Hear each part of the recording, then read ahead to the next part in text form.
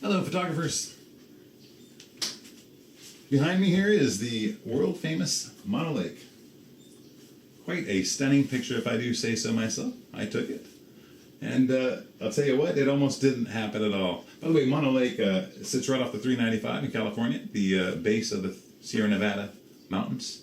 And this particular image reminds me of the old adage, show up early and stay late.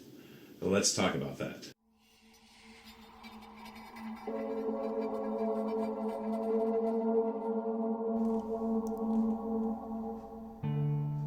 Mono Lake.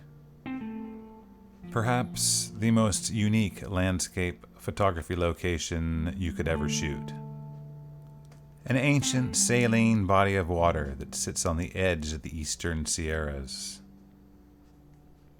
Its shoreline is populated by limestone outcrops known as tufas.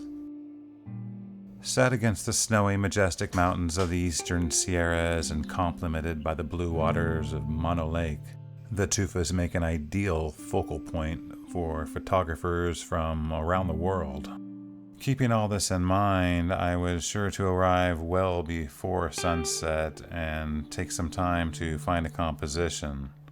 Seeing that many others were showing up to do the same, after I found my composition, I chose to just sit and wait.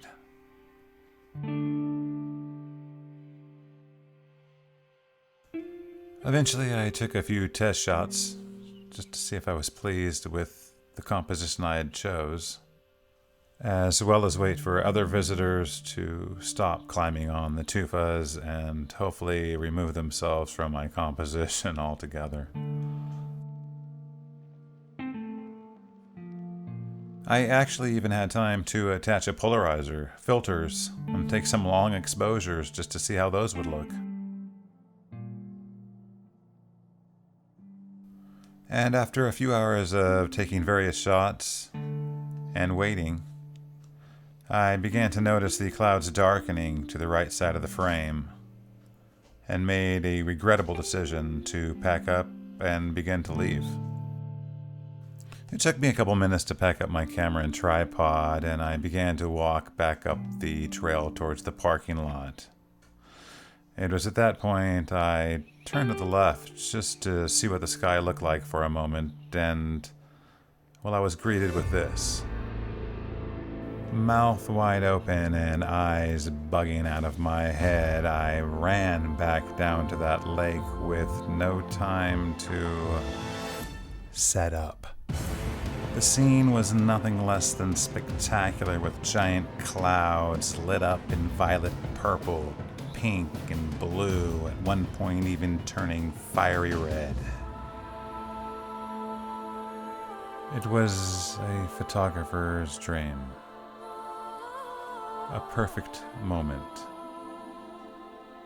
Nature, revealing her most beautiful side for all of us to witness, and some of us to capture.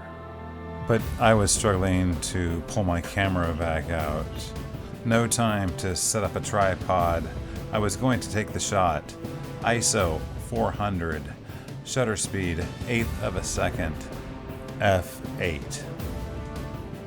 Quickly reclaiming the spot I once stood, I held the unstabilized 12mm Olympus lens to my eye, snapping the shot.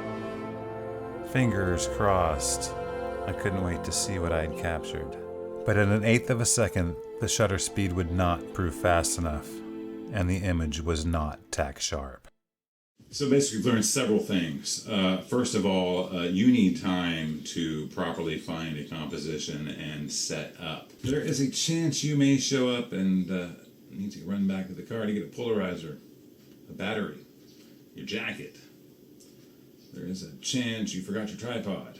You also want to make sure that you give yourself plenty of time and stay until the sun is absolutely, well, until the light is absolutely gone. In the case of a sunset, study the movements of a sunset and when the most beautiful part of a sunset takes place.